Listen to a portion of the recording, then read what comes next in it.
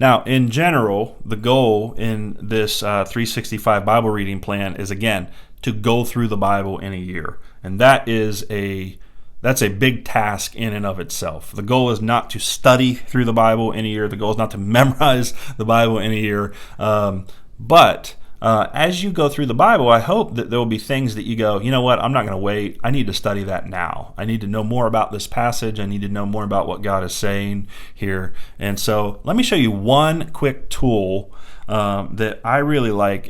If I use this a lot, especially in sermon preparation, or just if I'm just studying the Bible, not for sermon preparation, but want to go a little bit deeper, that you already have if you have the YouVersion app on your phone. Again, if you don't have the YouVersion app, go to the video tutorial that shows you how to get that and how to navigate it. But this is one simple thing that you can do to get into the Bible to study a little bit deeper. Go to translation, see where it says CSB. I'm just going to click on that. I'm going to scroll to NET, Net Bible, which stands for New English Translation. See that? I'm going to click on that one.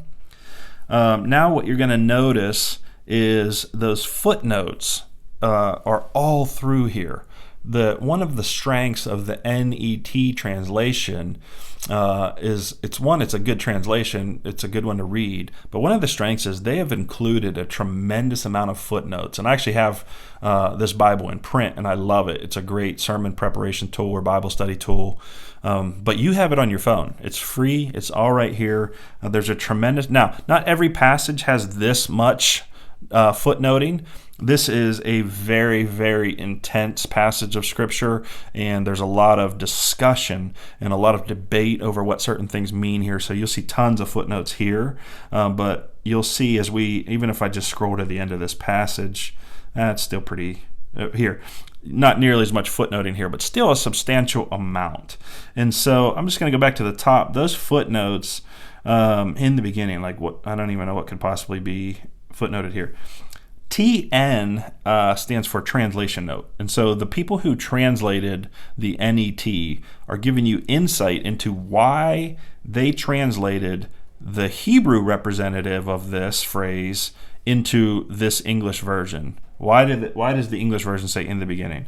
And they'll tell you when there's things to discuss or to debate in the form of a text note.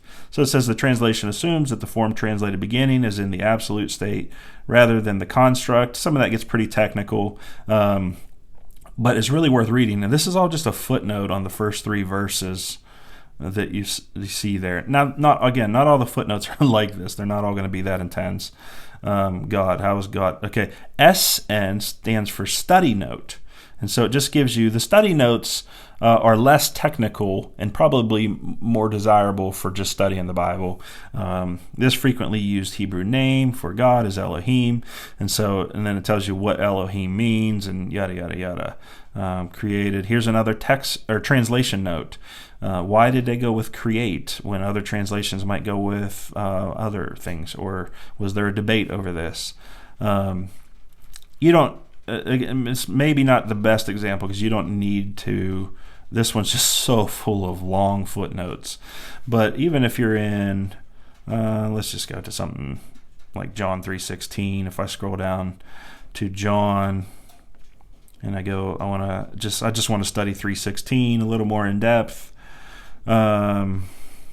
Here we go. For this is the way God loved the world. A lot of translations say, one thing that's cool about the NET or the Net translation is they're not afraid to change a translation. Most translators won't change John 3:16 because it's such a popular and memorized verse. Almost all translations say God so loved the world. And the problem with that is, does that mean God loved the world so much or that God loved the world in this way?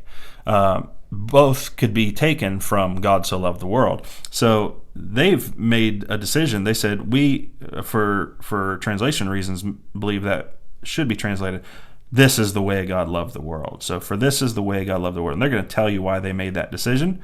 Here they say, or it could be translated, this is how much, or in this way. The Greek adverb here, and again, it'll get a little bit technical, but it doesn't get overly technical. And then it'll point you to some references and stuff. simply to the manner in which God loved the world, i.e. by sending his own son. So there's just some study notes on that and some translation notes. I just wanted to show you it's not all quite as, those are hard to get to go away. There we go. Quite as technical as the first chapter of Genesis all the time. He loved the world and gave his one and only son. Although this word is often translated only begotten, such a translation is misleading. Okay, so they just explain why their translation is different and what's behind that. They're basing this off of the Hebrew, or I'm sorry, we're in the New Testament, out of the Greek text. And so it's a great tool. It's free. You have it on your phone if you have the YouVersion app. Again, that's the NET Bible. If you want to go a little bit deeper and study the word a little bit more in depth than what you would just reading, it's great to switch over to that translation. You can do your yearly, your 365 reading plan in that translation if you want. These are probably going to get distracting at some point. If you're just trying to read through, you don't necessarily want all that on there. But that's a great study tool that I wanted you to know that you have, and it's free. Hope you enjoy it. Let me know if you have any questions.